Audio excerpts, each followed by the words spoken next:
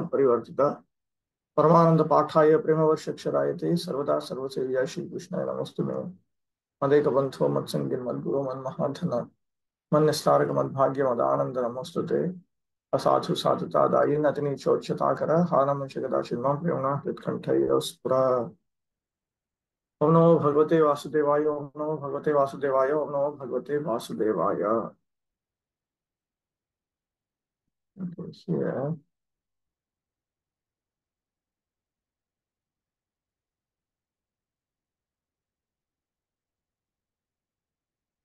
here with August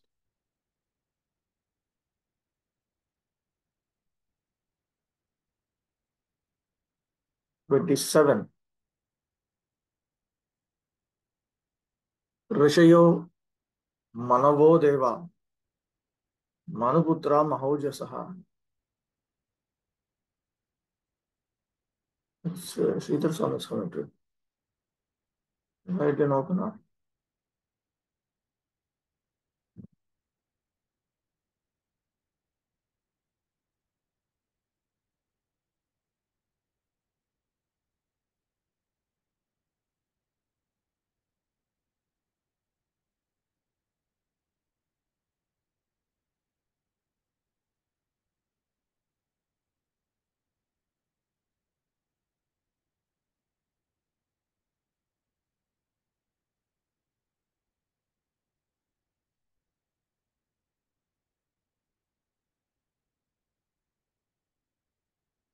ऋषयो मनवो देवा मनुपुत्रा महौजसः कलाः सर्वे हरेरेव स प्रजापतयः स्मृताः.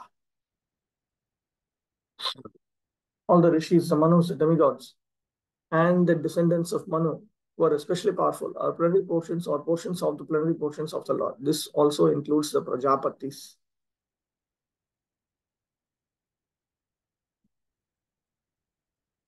Vibhuti aha. These are the Vibhutis. Vibhutis are those who are indirectly empowered by the Lord. Shakti-avesh incarnations are those who are directly empowered by the Lord. Another way of explaining this is Vibhuti means opulence, and Vibhutis refer to those who are slightly empowered by the Lord. And Shakti-avesha incarnations are those who are greatly empowered by the Lord. Those who are comparatively less powerful are called Vibhuti, and those who are comparatively more powerful are called Avesha incarnations. This is from Chaitanya Tirthamrita, Lord Chaitanya Mahaprabhu's teachings, Sanatana Goswami. 28. Ete chamsha kalapumsa, Krishnastu Bhagavan Swayam, Indrari Vyakulam Lokam, Mridayanti Yuge Yuge. So, up to text 27, he has enlisted several prominent incarnations of the Lord and made a note about the other incarnations of the Lord, and also informed us about the vibhutis or opulences of the Lord. Now he presents a special piece of information. All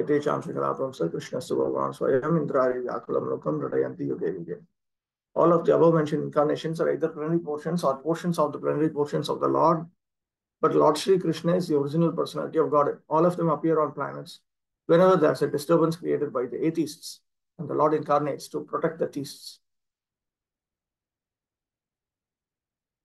So some are amshas, portions of Parameshwara, the Supreme Lord.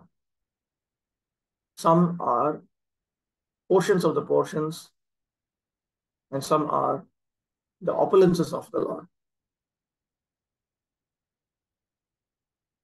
In this regard, Matsya and others are incarnations, and even though they do possess all the potencies such as omniscience, knowing everything, still they only reveal that much of knowledge, activity, and so on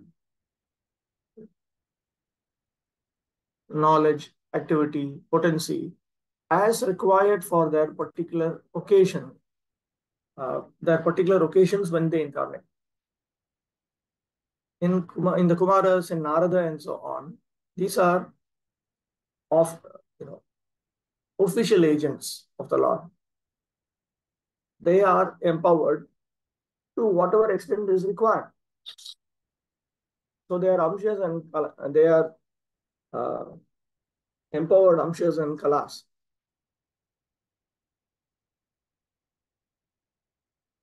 Amongst the Kumaras and so on, you will find an avesha or an empowerment of knowledge. In Prithu Maharaj and others, there is an empowerment of executive function. Krishnastu Bhagavan Sakshan Narayana. But Krishna is Bhagavan Narayana himself. Narayana refers to the original source. Avishkrita Sarva Shaktitva. Because he has revealed all of his potencies. And then he states the goal or the need for all of them to appear. This is a common goal. The enemies of Indra are the Daityas, referred to as the atheists here. So when the world is disturbed by them, then all of them, they make these worlds happy. Mridayanti means make them happy. Gives them protection by making them happy. Wait, now it's a good time to read up time. That's another thing.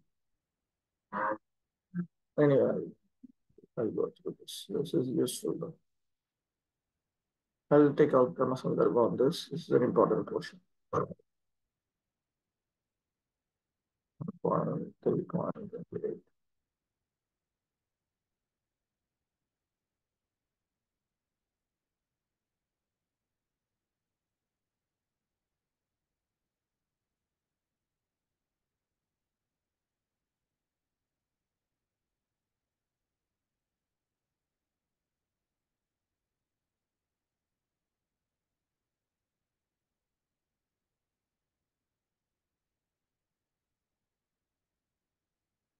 Here, Ete Chamsha Kala is the reading that is in accordance with Sridhar Swami.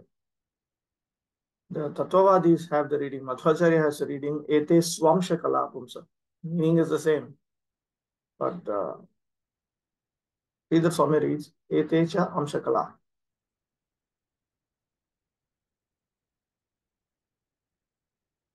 Iha yo vimshati tama avatarattvena kathitaha sa Krishnastu Bhagavan. Everybody else is either direct or directly amshas or amshas of the amshas. And some of them are aveshyas of the amshas. Some of them are kalas. Some of them are vibhutis. But amongst, in this list, the 20th one is referred to as Krishna. That Krishna is Bhagavan. He is the one who is the source of even the Purusha. Then he explains certain principles which are more complicated to explain in a short while.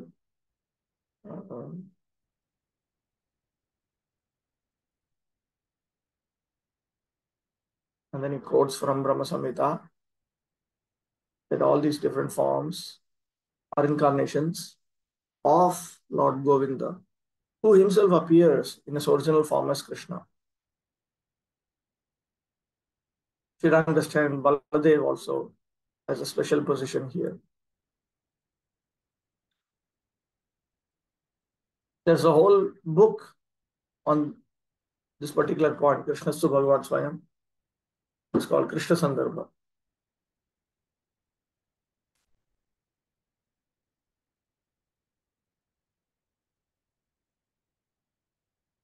Vishnu Chakravarti Thakur gives evidence from the scriptures about who was empowered and so on.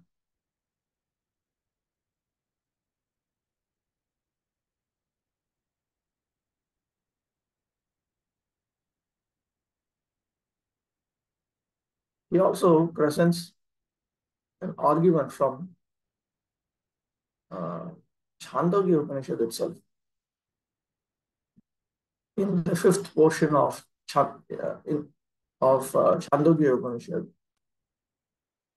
the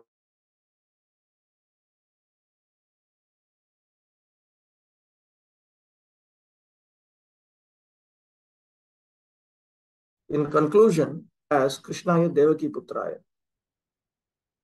So from that, it is understood that Devaki Putra is the original.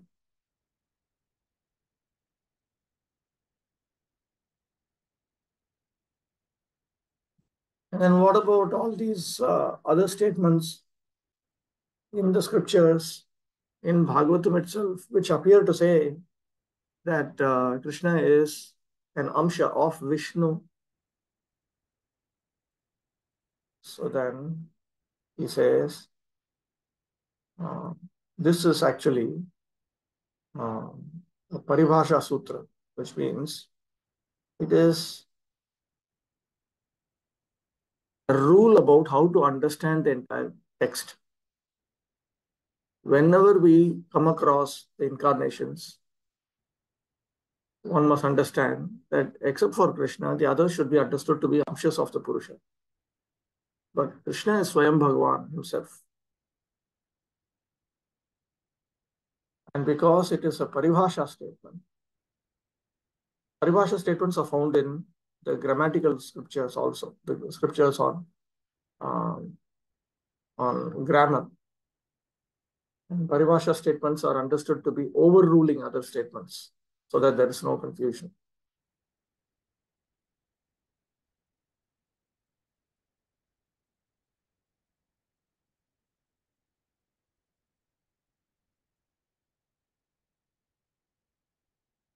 Okay, then he brings up an interesting question.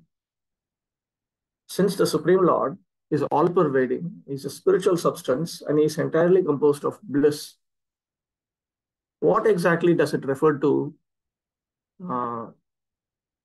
Portion or the complete whole?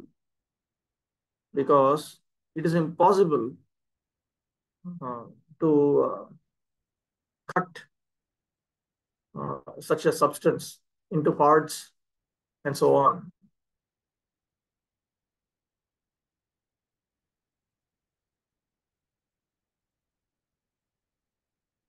That is noted in the Mahavaraha Purana, that all the different forms of the Lord, this is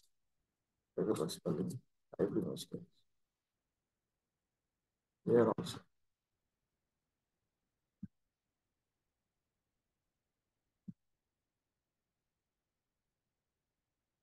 Here also it is, the Mahavaraha Purana clearly says, all of these forms are entirely spiritual. They are made up of bliss. All of them are perfect. They don't have any defects. They are not born out of matter. You cannot destroy them, nor can you create them, and so on. So then he explains that is true. In answer to that question, he says that is true. However, the idea that a certain form is an Amsha or a certain other form is Purna, or the source of all the forms, is in terms of how much of the Lord's potencies are being revealed. And there's a gradation here. Some forms reveal more, some forms reveal less. Reveal what? Reveal different potencies of the Lord, different attributes, qualities such as compassion, his sweetness, his opulence, and so on. So that form of the Lord, who always reveals all of the potencies, he is known as complete. And that form of the Lord, who only reveals as much as is required, is considered to be an Amsha. And that is noted in Bhagavatamrita of Rupa Goswami. And one should also understand that between the source of the forms, source of the amshas and the amshas, there is an attitude of uh, greater and lesser, even according to greatly experienced sages. For instance, in the third canto, we come across a description of Sankarshana, who is inquired upon by the Kumaras and other sages. And this Sankarshana himself is described as greatly honoring Vasudeva. So here we are coming across a situation where there are different Vishnu Tattva forms. And at the same time,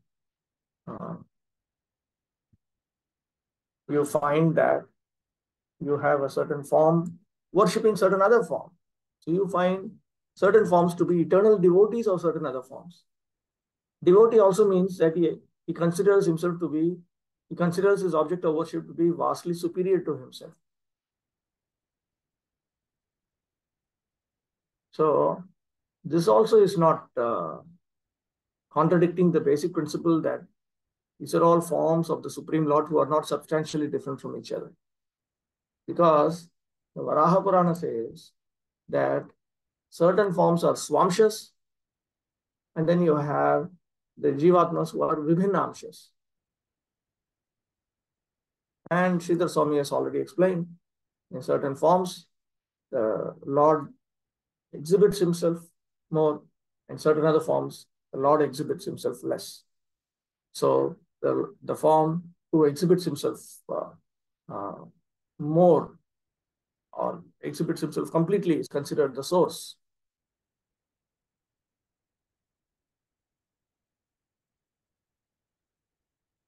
I'll get back to, just in case, let me see what Baladev Vidyabhushana Prabhu has something to add.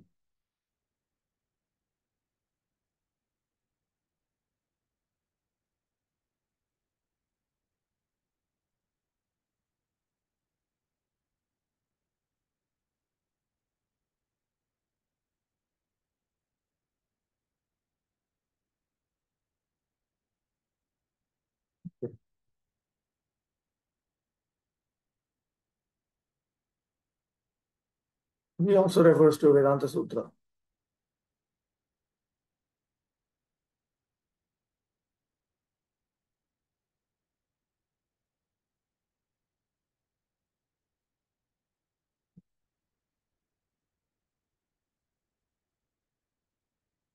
Sutanam Prabhu. Hare Krishna Prabhu. Prabhu, the Paribhasha Sutra which you mentioned, I could not completely understand. That you started with the question why there are certain statements. What about statements saying that Krishna is portion of or he comes from Lord Vishnu?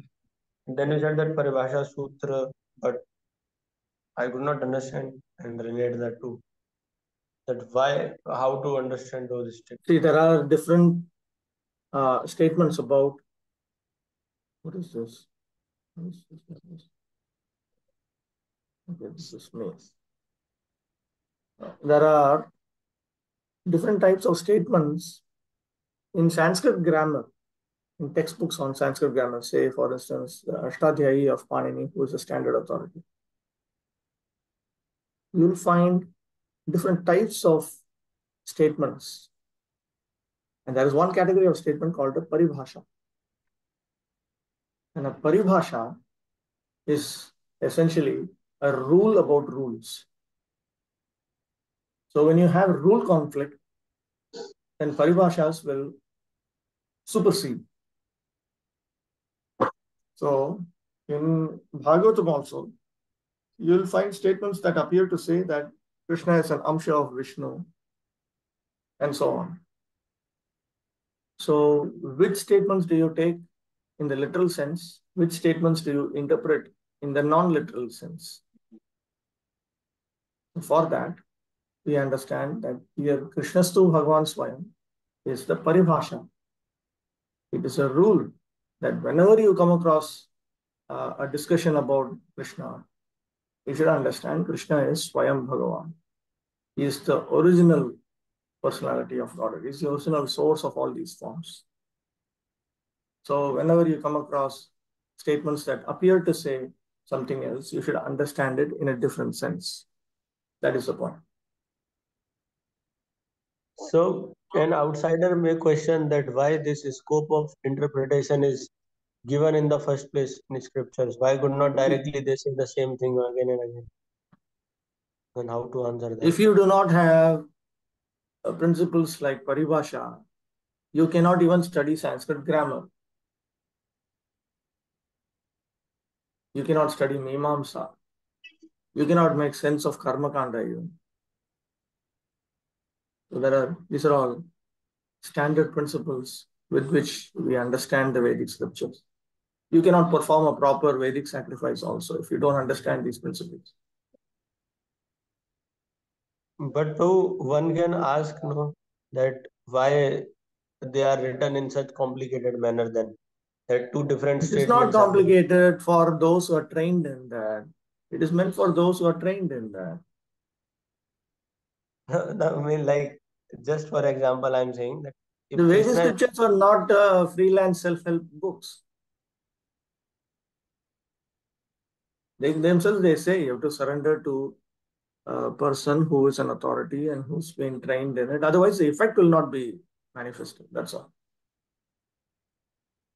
And then if there are people who want to follow the Vedic scriptures without bothering about the effects, then they should be invited to go to hell. That's all. Because what can you do about it? It's like a patient who wants just to have the feeling that I'm going to a doctor and doesn't really want to follow anything that the doctor is saying. but if Vyasdev means what was the need to mention that at certain places that Krishna comes from a portion of Lord Vishnu?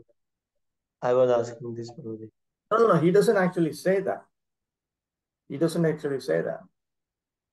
You can translate it in that way. You can also translate it in other ways. That's my point. Oh, These are statements which can be translated in different ways. So which translation do you accept? Or that you need to understand certain principles of how to understand the scriptures. Okay.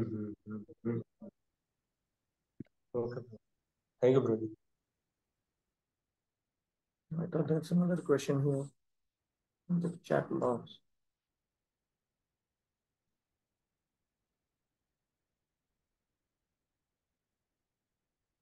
Training itself seems difficult in Kali Yuga.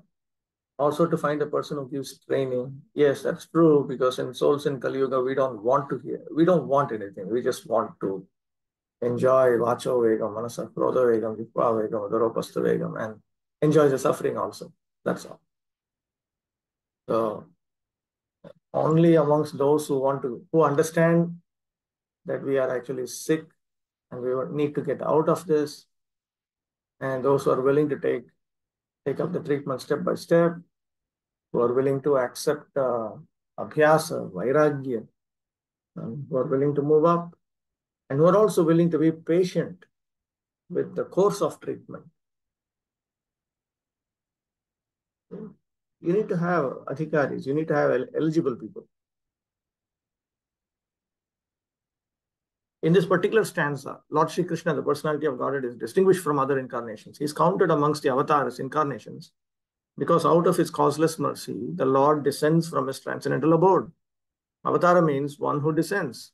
All the incarnations of the Lord, including the Lord himself, descend to the different planets of the material world, as also in different species of life, to fulfill particular missions. Sometimes he comes himself, and sometimes his different plenary portions or parts of the plenary portions or his differentiated portions, directly or indirectly empowered by him, descend to this material world to execute certain specific functions. Originally, the Lord is full of all opulences, all prowess, all fame, all beauty, all knowledge, and all renunciation. When they are partly manifested through the plenary portions or parts of the plenary portions, it should be noted that certain manifestations of his different powers are required for those particular functions. When in the room, small electric bulbs are displayed, it does not mean that the electric powerhouse is limited by the small bulbs. The same powerhouse can supply power to operate large-scale industrial dynamos with greater volts. Similarly, the incarnations of the Lord display limited powers because so much power is needed at that particular time. For example, Lord Parshuram and Lord Nrsimha displayed unusual opulence by killing the disobedient Kshatriyas 21 times and killing the greatly powerful atheist Hiranyakashipu. Hiranyakashipu was so powerful that even the demigods in other planets would tremble simply by the unfavorable raising of his eyebrow. The demigods in the higher level of material existence many times excel the most well-to-do human beings in longevity, beauty, wealth, paraphernalia, and all other respects. Still, they were afraid of Hiranyakashipu. Thus, we can simply imagine how powerful Hiranyakashipu was in this material world. But even Hiranyakashipu was cut into small pieces by the nails of Lord Nrsimha. This means that anyone materially powerful cannot stand the strength of the Lord's nails. Similarly, Jamadagnya is Yamadagni's son Parshuram, displayed the Lord's power to kill all the disobedient kings, powerfully situated in their respective states. The Lord's empowered incarnation, Narada, and plenary incarnation, Varaha, as well as the indirectly empowered Lord Buddha, created faith in the mass of people. The incarnations of Rama and Dhanvantari displayed his fame, and Balaram, Mohini, and Vamana exhibited his beauty. Dattatreya, Matsya, Kumara, and Kapila exhibited his transcendental knowledge. Nara and Narayana rishis exhibited his renunciation. So all the different indirectly or directly empowered incarnations of the Lord manifested different features. But Lord Krishna, the primeval Lord, exhibited the complete features of Godhead. And thus it is confirmed that he is the source of all other incarnations. And the most extraordinary feature exhibited by Lord Sri Krishna was his internal energetic manifestation of his pastimes with the cowherd girls. His pastimes with the gopis are all displays of transcendental existence, bliss, and knowledge, although they are manifested apparently as sex love. The specific attraction of his pastimes with the gopis should never be misunderstood. The Bhagavatam relates these transcendental pastimes in the 10th canto. And in order to reach the position to understand the transcendental nature of Lord Krishna's pastimes with the gopis, the Bhagavatam promotes a student gradually in 9 other cantos. And after the 9th canto, there is a 10th, and after there's the 10th canto, and after the 10th canto, there is a 11th canto, which is nothing but philosophy. Hardcore philosophy, the philosophy of the entire Bhagavatam is set out. According to Srila Jiva Goswami's statement, in accordance with the authoritative sources, Lord Krishna is the source of all other incarnations. It is not that Lord Krishna has any source of incarnation. All the symptoms of the supreme truth are present in full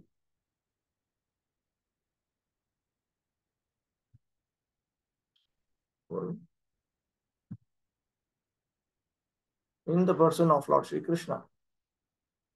And in the Bhagavad Gita, the Lord emphatically declares that there is no truth greater than or equal to himself. In this stanza, the word Swayam is particularly mentioned to confirm that Lord Krishna has no other source than himself. Although in other places, the incarnations are described as Bhagavan because of their specific functions, nowhere are they declared to be the supreme personality. In this stanza, the word Swayam signifies the supremacy as the Samam Bonam, as the ultimate authority, as the highest of the high. The Samam Bonam Krishna is one without a second. He himself has expanded himself in various parts, portions, and particles as Swayam Rupa, Swayam Prakash, Tadekatma, Prabhava, Vaibhava, Vilasa, Avatar, Avesha, and Jivas, all provided with innumerable energies just suitable to the respective persons and personalities. Learned scholars in transcendental subjects have carefully analyzed a Samam Bonam Krishna to have 64 principal attributes. All the expansions or categories of the Lord possess only some percentages of these attributes. But Sri Krishna is a possessor of the attributes 10%. That means he is the only one amongst the Vishnu Tattvas who reveals all of these 64 qualities. Nayakanam Shiroratnam Krishnastu Bhagavan Swayam. This is Srila Rupa Goswami and Bhakti-rasamrita Sindhu. I remember Bhakti-rasamrita Sindhu or Bhagavatamrita, one of these two. The idea is that Krishna is the crest jewel of all the heroes. And one Gaudiya Vaishnava scholar has pointed out who are the heroes that Rupa Goswami is referring to.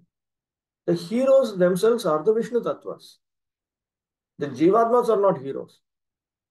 Krishna himself was the hero in the Vishnu Tattva forms. And amongst these heroes, there is one superhero, and that is Krishna. All the expansions or categories of the Lord possess only some percentage of these attributes, meaning they effectively possess only that. They manifestedly possess only that. Substantially, they possess the same. But Shri Krishna is a possessor of the attributes 10%. He is the manifested possessor of the attributes 10%. And his personal expansions, such as Swayam Prakash and Tadekatma, up to the categories of the avatars who are Vishnu Tattva, possess up to 93% of these transcendental attributes. That means they manifestedly possess. Lord Shiva, who's neither avatar nor Avesh, nor in between them, possesses almost 84% of the attributes. He manifests that much. But the jivas, or the individual living beings in different statuses of life, possess up to the limit of 78% of the attributes. In the conditioned state of material existence, the living being possesses these attributes in very minute quantity, varying in terms of the pious life of the living being. The most perfect of living beings is Brahma, the supreme administrator of one universe. He possesses 78% of the attributes in full. All other demigods have the same attributes in less quantity, whereas human beings possess the attributes in very minute quantity. The standard of perfection for a human being is to develop the attributes up to 78% in full. 78% in full to the extent that is possible for them. So for the Jivatmas, the extent that is possible for them is also very, very tiny, minute. The living being can never possess attributes like Shiva, Vishnu, or Lord Krishna. A living being can become godly by developing the 78% transcendental attributes in fullness, but he can never become a god like Shiva, Vishnu, or Krishna. He can become a Brahma in due course. So we cannot become Shiva means we cannot become Adi Shiva. We cannot become Sadashiva. The godly living beings who are residents of the planets in the spiritual sky are eternal associates of God in different spiritual planets called Haridham and Mahesh Dham. The abode of Lord Krishna above all other spiritual planets is called Krishna Loka or Goloka Vrindavan. And the perfected living being, by developing 78% of the above attributes in fullness, can enter the planet of Krishna Loka after leaving the present material body. Yes. So how to understand that how much percentage a living being possessing these qualities? Look at the list and you can very easily understand. First of all, we can check whether the person possesses them right now. Because in the conditioned state, as we go to Tamoguna, everything is closed. Everything is covered up.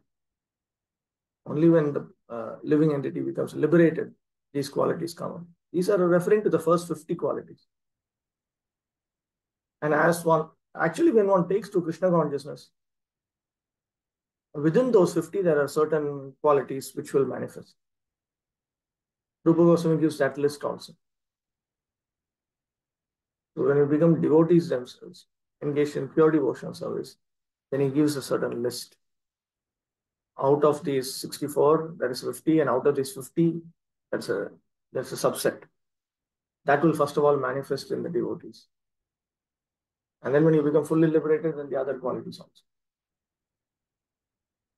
All Bhakti Rasamrita Sindhu. Achyutanam Prabhu. Prabhuji, jivas cannot become Sadashiv, but jivas, can they become Rudra? Rudra is also a name of Shiva.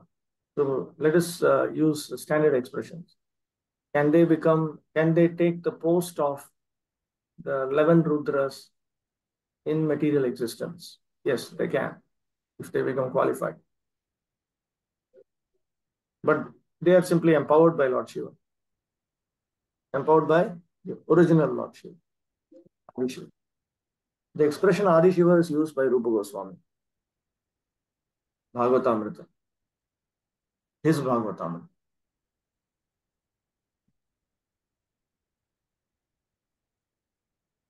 29. Janmaguhyam Bhagavato Etat Prayato Naraha Sayam Pratar Granan Bhaktya Dukkagrama Vimuchyate.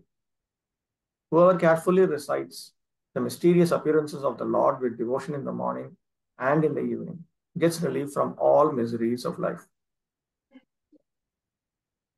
So now, this is the result of reciting these or glorifying these forms of the Lord.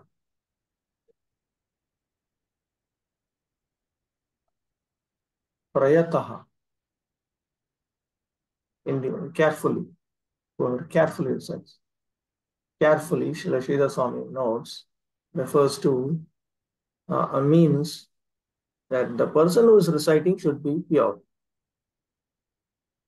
He gets relief from all miseries of life means he gets release from material existence itself. Mysterious appearances refer to very confidential forms of the Lord. In the Bhagavad Gita, the personality of Godhead has declared that anyone who knows the principles of the transcendental birth and activities of the Lord will go back to Godhead after being relieved from this material tabernacle. So simply knowing this temporary place. So simply knowing factually the mysterious way of the Lord's incarnation in this material world can liberate one from material bondage. Therefore, the birth and activities of the Lord, as manifested by him for the welfare of the people in general, are not ordinary. They're mysterious. And only one who carefully tries to go deep into the matter by spiritual devotion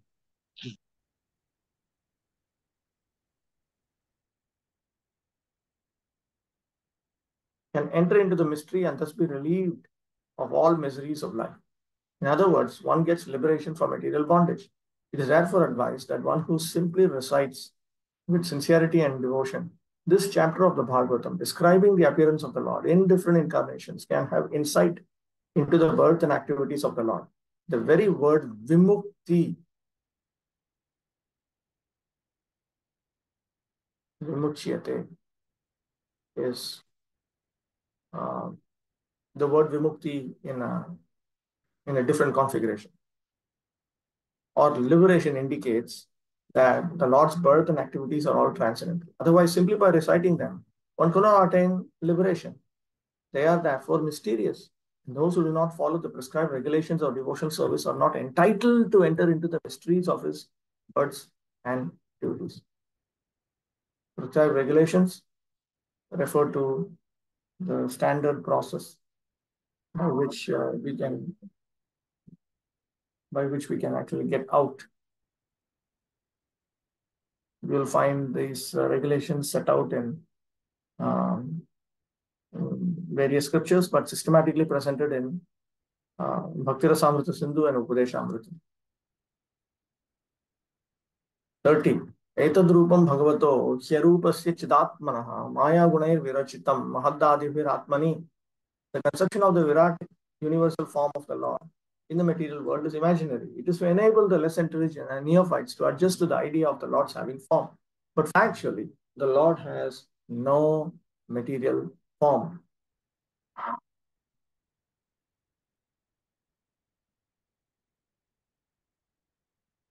There's a question here. When we read, we just read the books casually.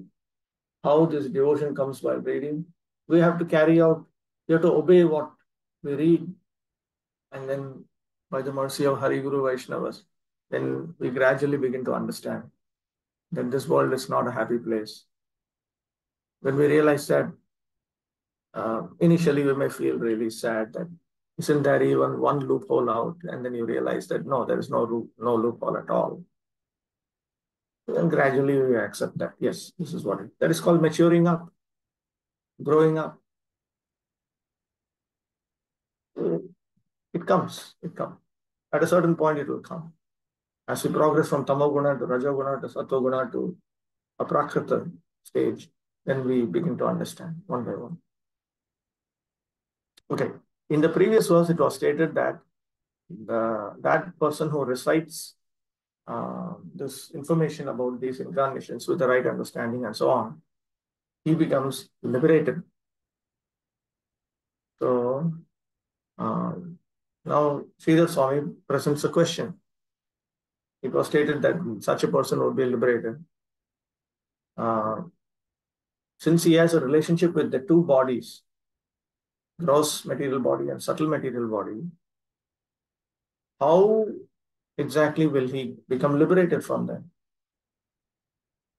In answer to that, this verse is spoken that the living entity is overcome by avidya that arises from the Maya potency of the Supreme Personality of Godhead, and therefore he has a relationship with these two bodies. But when one engages in hearing about the Supreme Lord and so on, then he develops spiritual realization, knowledge. It is knowledge which counteracts ignorance. Ignorance comes from Maya, because of which we are made to be related to the two bodies, two types of bodies. But when we hear about the Supreme Lord and so on, then we get the opposite of that. We get knowledge, spiritual knowledge, which brings about a release from these two bodies. This is pointed out in 5 verses. So he translates this verse differently. He refers to this in terms of the Jivatma. So the Jivatma also has form. He is of a certain nature. He's entirely spiritual. And he understands as he progresses that this Mahatattva, Ahankara, Buddhi, the senses, sense objects, all of this which comprise the universe, all of this is like an extended body of the Supreme Lord. And he understands that this has been, all of this perception is in his own subtle body, because of which he perceives this like this. Jiva Goswami says that this refers to the universal form of the Lord. And Prabhupada has translated and explained in terms of that. But he has also noted about the living entity. We will see that. We'll see in the next few verses also. The conception of the Lord known as the Vishwarupa or the Virat Rupa is particularly not mentioned along with the various incarnations of the Lord, because all the incarnations of the Lord mentioned above are transcendental, and there is not a tinge of materialism in their bodies. There is no difference between the body and soul of the Lord as there is for the conditioned soul. So the living entities are not mentioned as incarnations of the Lord. If you had noticed, only particular vibhutis, particular empowered incarnations, Shakti-Avesh incarnations, specific Vishwatattva forms, only that they appear in the list. You will not find. If the Jivatma himself is a form of God, then the Jivatma should also have been mentioned. Because Jiva Goswami mentions actually that even in that other statement, Brahmeti, Paramatmeti, Bhagavaniti Shabdyate, Vyasadeva or Suta Goswami does not say Brahmeti, Paramatmeti, Bhagavaniti, Jiva iti Shabdyate. Does not say that. Does not say that the living entity, the conditioned soul, is also a form of God. So the Vishwarupa is not mentioned in the list. And the Jivatma the conditioned souls at least, Jivatma, they are not mentioned in the list. Because there's no difference between the body and self of the Lord. The Virat Rupa is conceived for those who are just neophyte worshippers. For them, the material Virat Rupa is presented, and it will be explained in the second canto.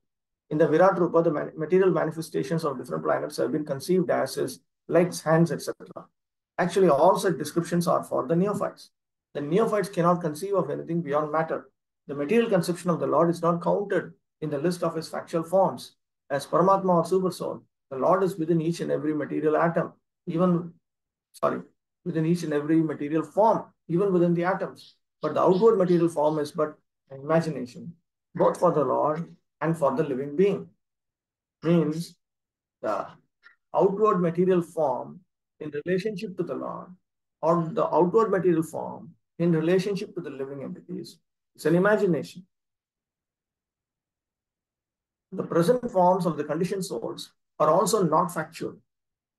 The conclusion is that the material conception of the body of the Lord as Virat is imaginary. Both the Lord and the living beings are living spirits and have original spiritual bodies. Achyutanam. Prabhuji, I could not understand when you asked the question and answer why Jiva is not mentioned in list of incarnation. I could not get the answer of it. It will come. Just wait.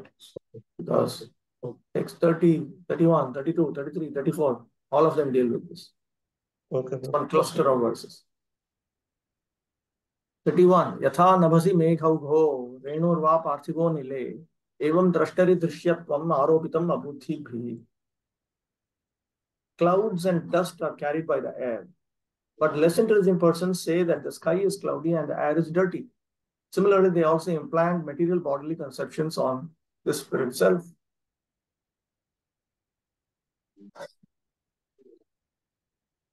How is it that the living entity has a material conception? It is superimposed on the living entity by covering his very nature. That is now explained with an example.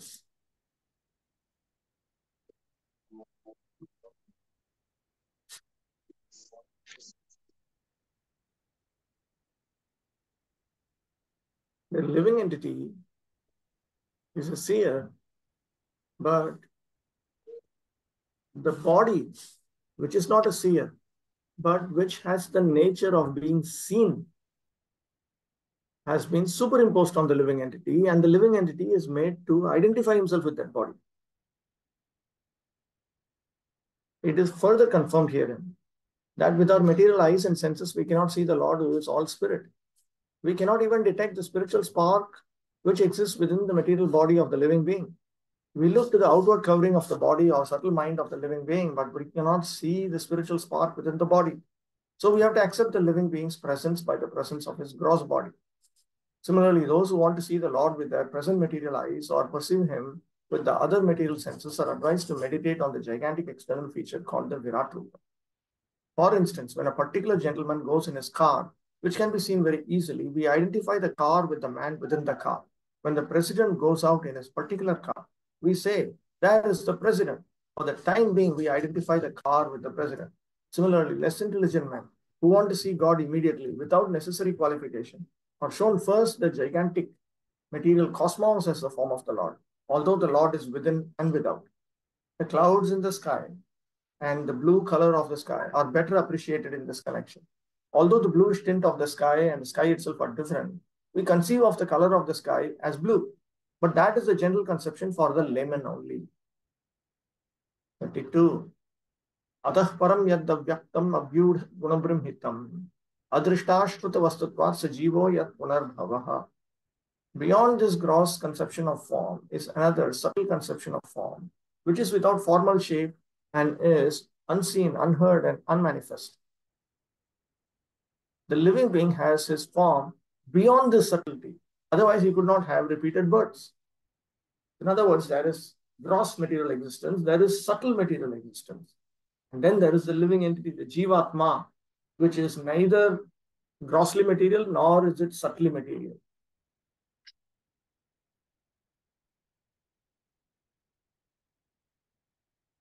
So not only is the gross body superimposed on the living entity, there is another form, the subtle body, which is superimposed on that, on top of it.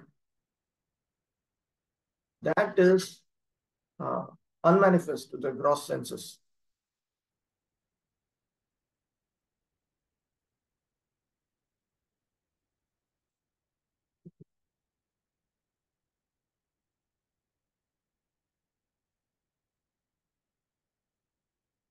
What is the evidence that the living entity exists?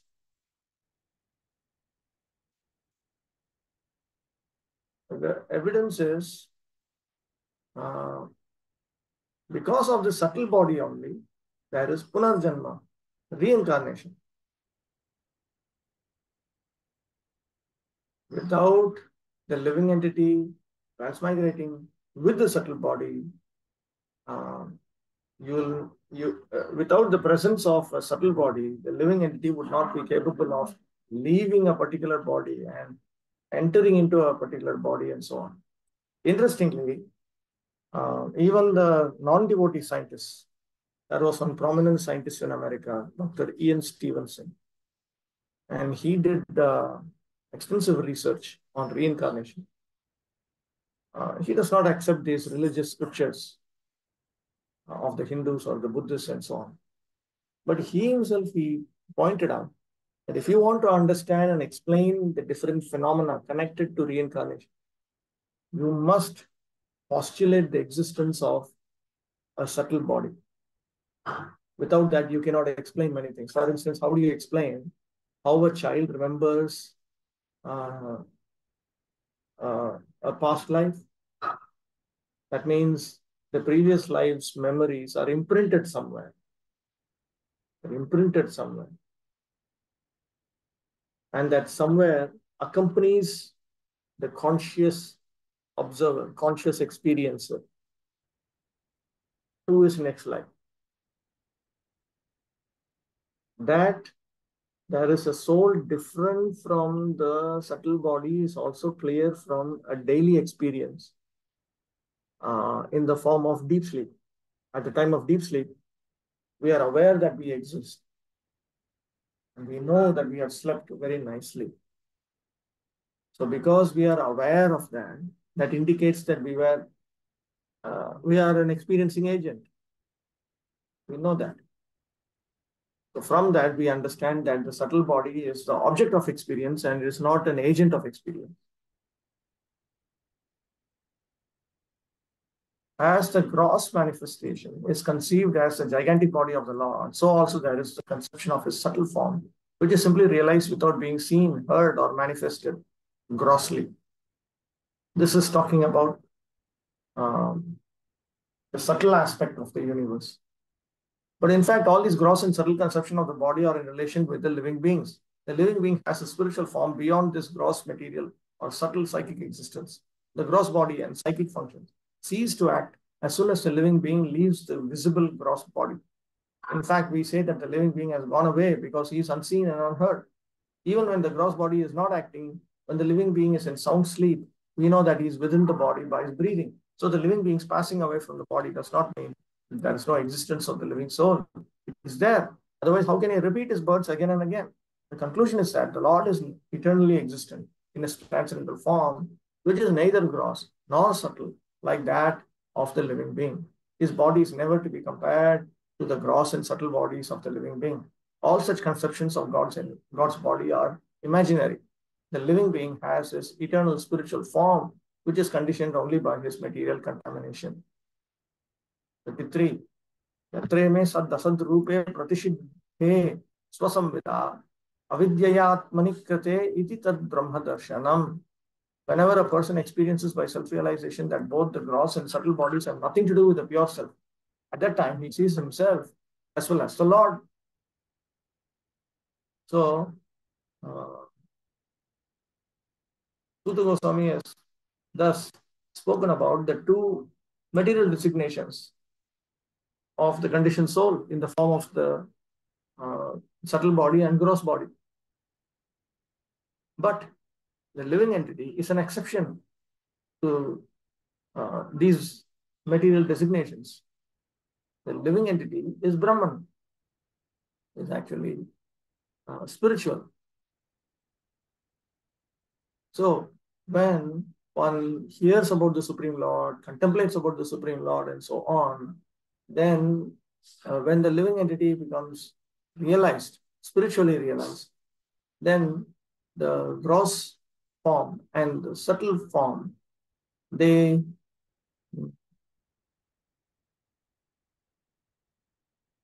are restrained from covering the conditioned soul. They're restrained from the knowledge of the living entity about himself. This is appropriate because all of this has been created and superimposed on his self by avidya or maya, ignorance. Not that Brahma, it is that Brahma.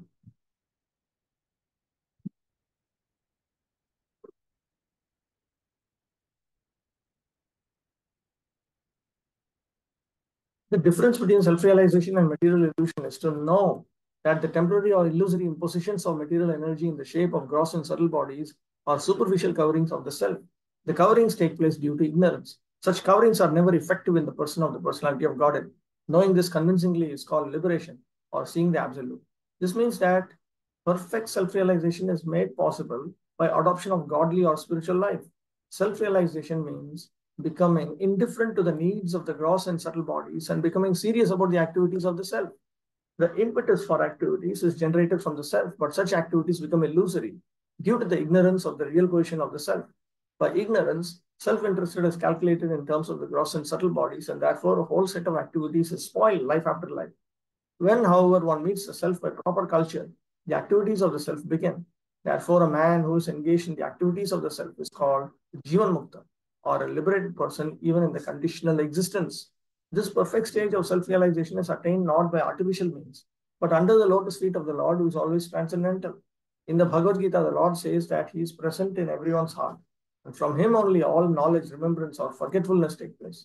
When the living being desires to be an enjoyer of material energy, illusory phenomena, the Lord covers the living being in the mystery of forgetfulness, and thus the living being misinterprets the gross body and subtle mind to be his own self.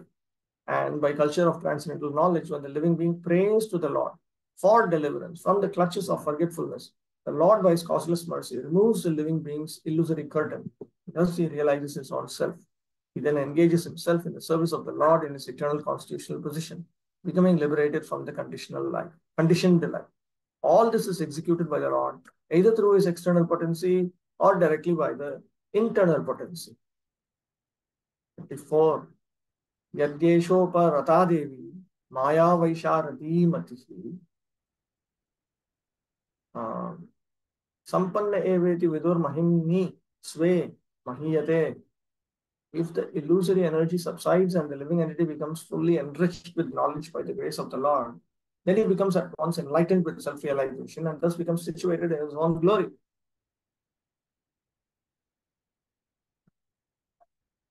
Now, a question may arise. Because the Maya potency of Bhagavan is the cause of the living entity's material existence, and Maya continues to exist, how does the living entity attain the status of Brahman? How does he become Brahma Bhuta? So the example is, so then it's pointed out that the Supreme Lord is omniscient and his potency is Maya. And it is Maya Devi who causes the living entities to whirl about in samsara chakra. So when she stops her effect on any particular living entity, then he becomes enlightened with self-realization and thus becomes situated in his own glory.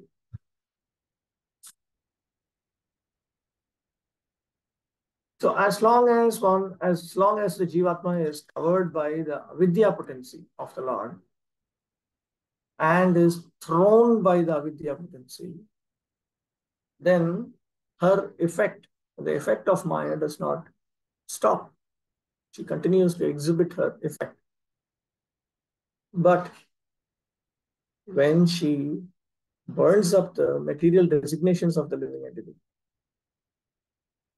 then the living entity realizes its spiritual nature. This is stated by those who know the truth. So in that way, the living entity shines in his own glory, which is supreme bliss, and he is worshipped as a liberated being.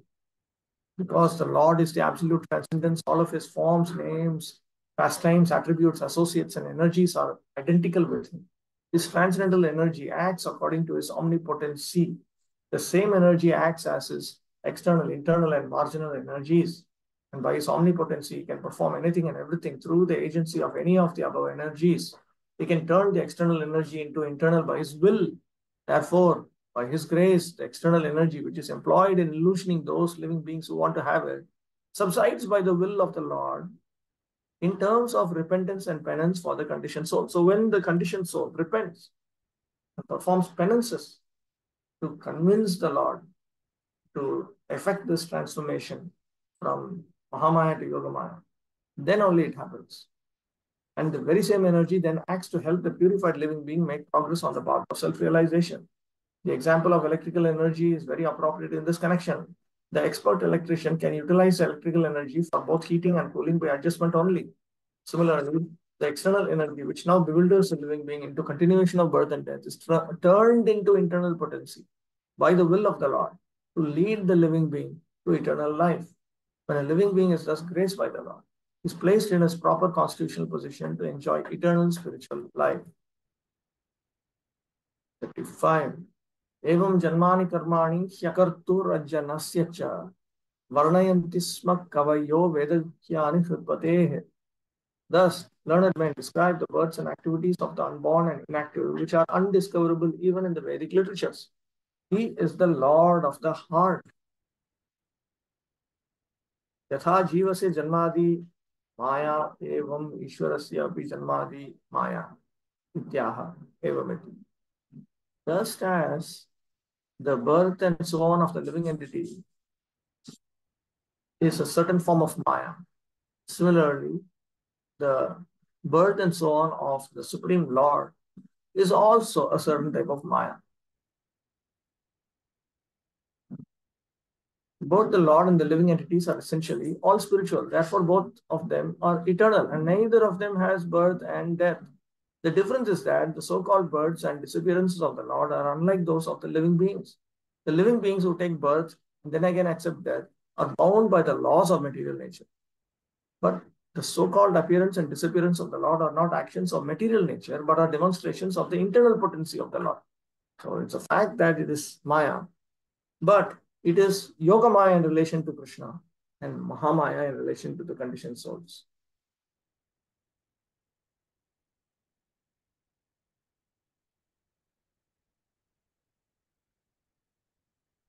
They are described by the great sages for the purpose of self-realization. It is stated in the Bhagavad Gita by the Lord that his so-called birth in the material world and his activities are all transcendental. And simply by meditation on such activities, one can attain realization of Brahman and thus become liberated from material bondage. In the Shrutis, it is said that the birthless appears to take birth. The Supreme has nothing to do, but because he is omnipotent, everything is performed by him naturally as if done automatically. As a matter of fact, the appearance and disappearance of the Supreme Personality of Godhead and his different activities are all confidential even to the Vedic literatures. Yet they are displayed by the Lord to bestow mercy upon the conditioned souls. We should always take advantage of the narrations of the activities of the Lord, which are meditations on Brahman, in the most convenient and palatable form. Can you put some light on heart transplantation?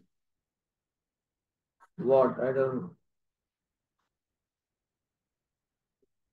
What is the issue with heart transplantation?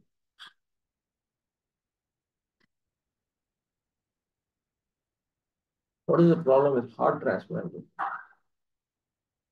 I'm not a medical doctor. I happily gave up that business. You'll have to explain it.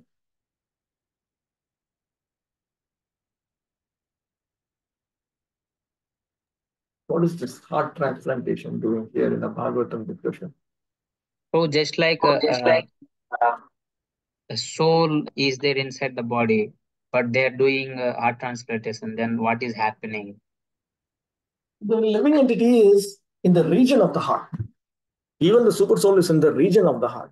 Ishvara sarvabhutanam hrid deshe Arjuna tishtati. Not in the heart.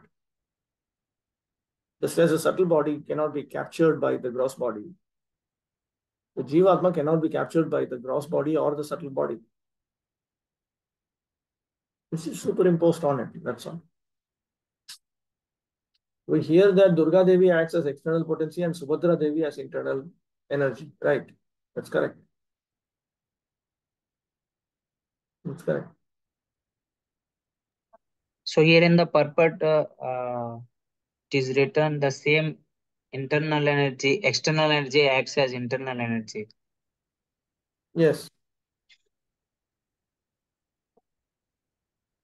So how is it?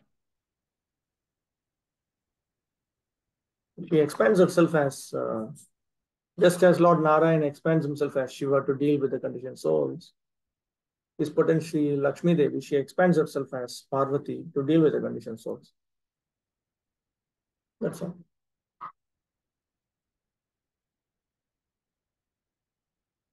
Achyutanam Prabhu. Prabhuji, neither gross body nor subtle body can capture the soul. So right now, if I've accepted this body, it's that like how I am bounded with it if I'm not captured by them. How I am? How I am engaged in this body. If gross That body is what cannot... Maya Devi does that. She, just like for instance, how is the subtle body connected with the gross body in the first place? A subtle body does not follow the laws of physics, How is it? So it is somebody else who has worked out an arrangement of superimposing them. In the same manner, the living entity, of course, the living entity is absolutely spiritual. So the subtle body is material. But the living entity is superimposed on top of it. The arrangement of the Lord through his material Maya potency. She's the one who's having the conditioned soul covered over by a subtle body and again covered over by a gross body. That's that. And Prabhu, in 34th verses purport, you mentioned the point that in terms of one's repentance and penance, praying to the Lord to free us. So this penance means the devotional service which we are doing now, or we are trying to do. Yeah, various, in terms of jnana is one type of tapasya, yoga is a higher type of tapasya, bhakti is the highest type of tapasya. In fact, even karma is a certain type of tapasya. Karma is also. It is only anyabhilashita. It is just some wild nonsense. Bhavagrahi too.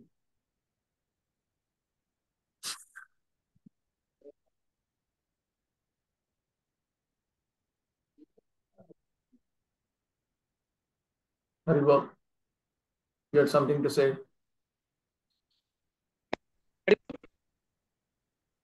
I cannot hear you. Hare Krishna, Prabhu. Yes, Prabhu. Prabhu, I just wanted to give one example to Achyutanam Prabhu and Shamsundar Prabhu regarding how to understand, which I heard. Whether that is correct or not, you also please correct me, Prabhu. That is, it is the soul, how it is inside the body. I heard example like in a bottle, if we have the air bubble. I think in Bhagavad Gita I heard this, Prabhu. like in the air is there inside the bottle, but it is not actually connected with the oil or water what is there in the bottle or gross body.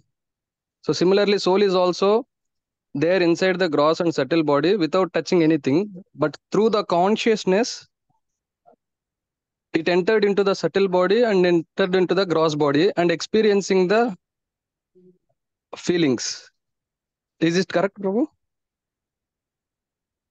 Seems to be prima facie. I mean, on first impression, it seems okay. Let us all think about it, and gradually, as we study Bhagavatam, it will become clear whether the example is correct in all of its aspects or not. It seems okay. Oh, okay, Prabhu. Okay. Thank you, Prabhu. Thank you. Mohan Radhapati, Prabhu, you have a question? Yes, bro. So we are sometimes asked that when dreaming, so is it that the soul sees some impressions in his subtle body, or the soul and subtle body goes to some place where which is being dreamt of? So Dreams are discussed in Vedanta Sutra. what subtle bodies? The dream experience is creation by the super soul. Different things are happening there. One is because the living entity has more desires than the amount of punya that he has with which to fulfill those desires. That is the facility for dreams. So Krishna is so kind. He knows we are really psychotic beings. So he arranges for dream experiences also. Then on top of it, some dreams are indicative of certain future events. Anyway, it comes in Vedanta Sutra. It's not necessarily we are there. Sorry? It's not that the soul. It's not that the soul is that at that place, like where we are dreaming.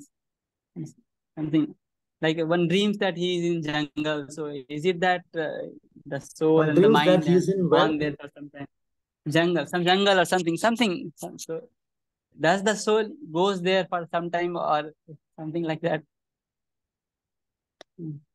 First of all, the mind is described as shooting out of the gross body. I haven't studied this in great detail for this. There seems to be higher networks.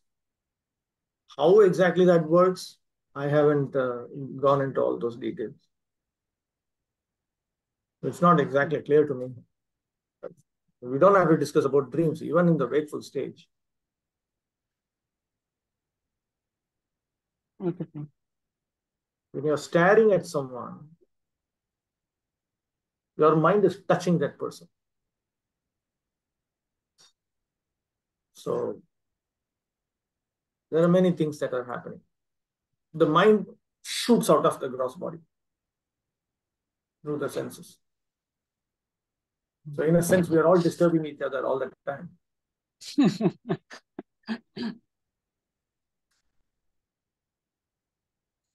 There are those who are psychics, There are some who can. They're used by the CIA and the KGB, both, on both sides. They're psychic spies. They've been used during the Cold War time also they were used. There were some people sitting in America somewhere and they're asked, where are the Russians building a nuclear weapon? And that person gives a latitude, longitude, and draws it out also. It is in such and such a place. It is below the ground this much.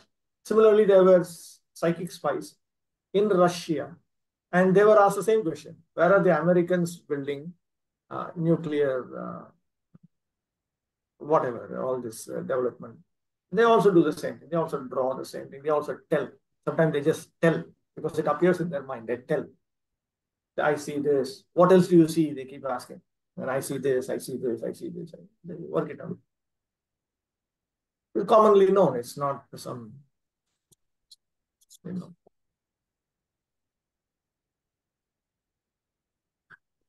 I thought there was another question somewhere.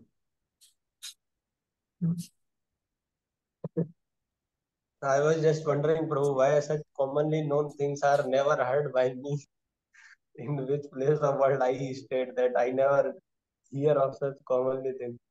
Like it all appears very new to me. These are commonly known. Is educated people, they know these things. Just that we have a lower standard of what education is. If you think education is just to get a good job and good reputation, that's not the education I'm talking about. I'm talking about education in terms of knowing what's happening in the world.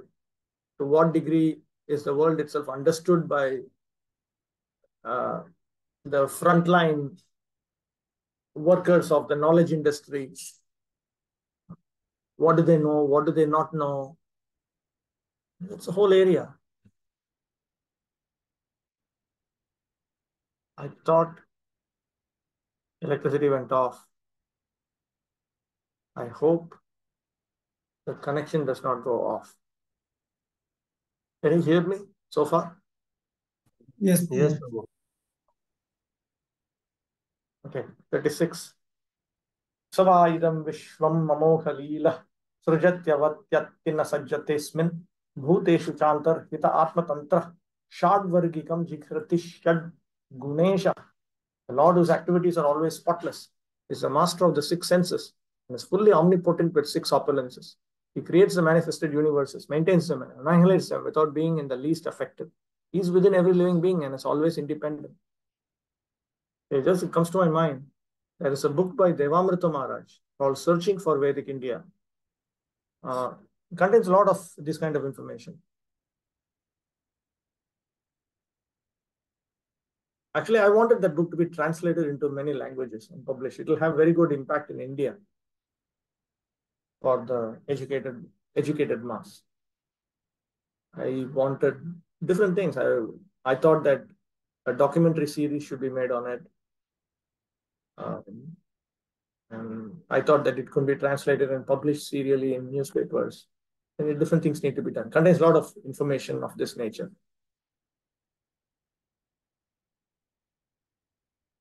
Okay, 36. तर्हि जीवादेश्वरस्य का विशेष को विशेष. Then what is the distinction between the Ishvara and the Jiva? Swatantriyameva vishesha. Ishvara, the Supreme Lord, is independent, whereas the Jivas are dependent. That is the distinction. The Supreme Lord does not become attached to material existence. He is Shadguneshaha. He is a controller of the six senses. The prime difference between the Lord and the living entities is that the Lord is the creator and the living entities are the created. Here he is called Amogha Leelaha, which indicates that there is nothing lamentable in his creation. Those who create disturbance in his creation are themselves disturbed. He is transcendental to all material afflictions because he is full with all six opulences, namely wealth, power, fame, beauty, knowledge, and renunciation. And thus he is the master of the senses. He creates these manifested universes in order to reclaim the living beings who are within them suffering the threefold miseries, maintains the universes, and in due course annihilates them without being the least affected by such actions. He is connected with this material creation very superficially, as one smells odor, scent, without being connected with the odorous particle, fragrant article, odorous particle. Non-godly elements, therefore, can never approach him despite all endeavors. 7. न चास्य कश्चिन निपुणेन धातुः अवैति जन्तुः कुं मनीष ऊती नामानि रूपाणि मनोवचोऽपि सन्तन्वतो नटचर्यां विवाग्यः. The foolish, with the poor fund of knowledge, cannot know the transcendental nature of the forms, names, and activities of the Lord, who is playing like an actor in a drama. Nor can they express such things, neither in their speculations nor in their words.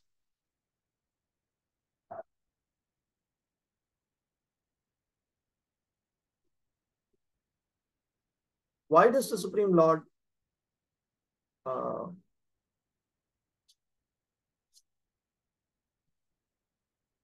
have to engage in these activities of creation and so on?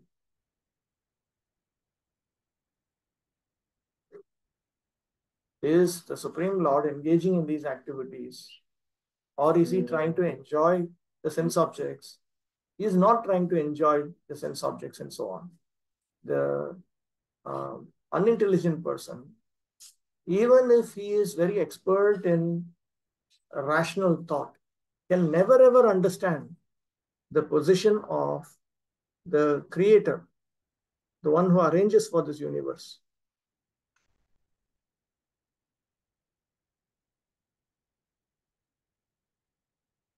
He cannot correctly understand the Supreme Lord um,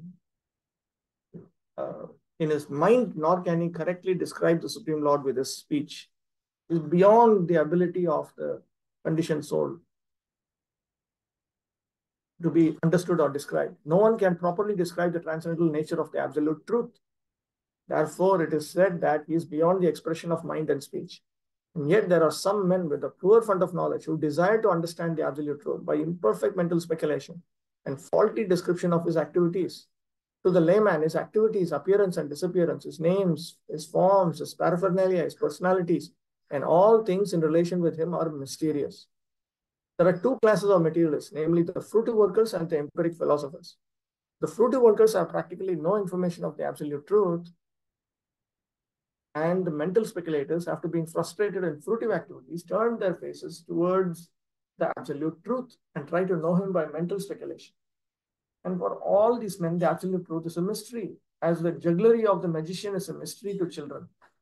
Being deceived by the jugglery of the Supreme Being, the non-devotees, who may be very dexterous and very clever in fruitive work and mental speculation, are always in ignorance. With such limited knowledge, they are unable to penetrate into the mysterious region of transcendence. So if this is the case for those who are who have accepted Vedic authority and accepted karma or jnana, then what to speak of those who have not even accepted Vedic authority? These people are simply in some dream zone. They have hardly any understanding about where they fit in reality at all. The mental speculators are a little more progressive than the gross materialists or the fruity workers, but because they are also within the grip of illusion, they take it for granted that anything which has form, a name, and activities is but a product of material energy. For them, the Supreme Spirit is formless, nameless, and inactive. And because such mental speculators equate the transcendental names and forms of the Lord with mundane names and forms, they are in fact in ignorance with such a poor fund of knowledge. There is no access to the real nature of the Supreme Being. As stated in the Bhagavad Gita, the Lord is always in a transcendental position, even when he is within the material world. But ignorant men consider the Lord one of the great personalities of the world, and thus they are misled by the illusory energy. 38.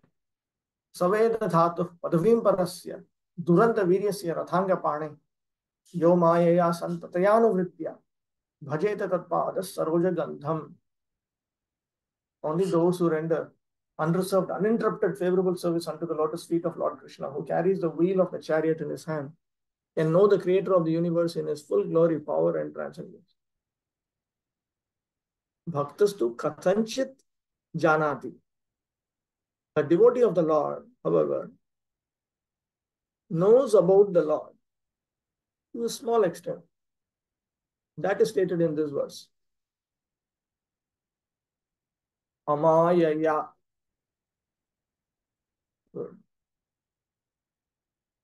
Amayaya, without reservation, means akutila bhavena, without being crooked.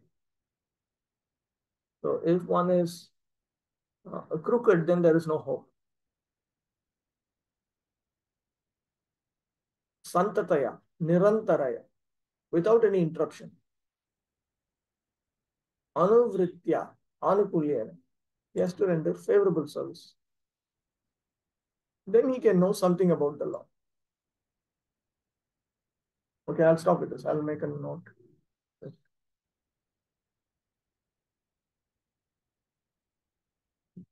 Point. Point.